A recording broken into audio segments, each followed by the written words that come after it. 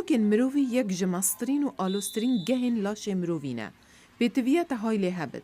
گرد ورزشوانک شارزابی یا نه. مونیکا چندین سالا لتیما مشه یا زانکویا میزوری بشتار بویه و بردوام چوکاوی تیشا او دترسا کو چوکاوی بو حتا بیشد. من هست کرد که من همی هیوید خوش دستان و همی جانا خود دبخم بم و دیلنگم. لهر تمنه که دا چوکن مروی شیانا ایشانه هنه. بطایبتی کچن نوگه. لدما مزنبینا وان. لکولران دیار کریه که هندک جرهن لاش مروی لوی تمنی پیتوی به هاریکاریه نه. بو به هسکرن آوان. ورزش گلک هاریکاره. لی هندک جارانجی چارەسەری بس نشترگری گرنه. دکتور دکارن چوکن مروی به تمامی بگهورن و آلتن پلاستیکی یان آسن لشینوان دینن. لی هندک ریکن دیجی هنه.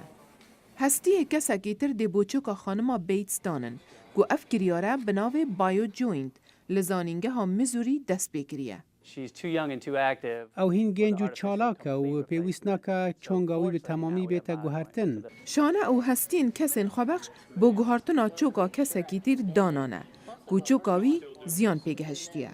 آرمان جامعه و کو ایدی پلاستیک و آسنی بکار نینین.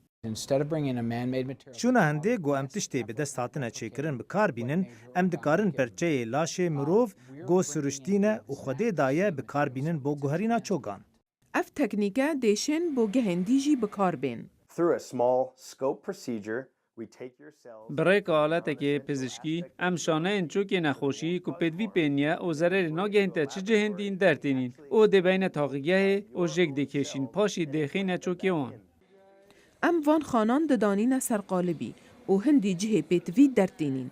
هر وکی هنده اکو چالکا لسر ریکه تجیبکی. هر وصا دکتور رجدیه لسر هنده دکن کو بری تو ورزشه بکی بچگه لشه خو گرم بکن. کیشا لشه خو کم بکن داگرانی یا زیده نخت سر چوکان. پتر جساله که بسر نشترگری ها چوکان مونکایدا بوری. حتی نهاجی او مشی بگروپا خورا دکت. لیوه جاره چوکاوه نایشد. نها اس دکارم گلک تشتان بکم اجبر هنده من حزشه کرد.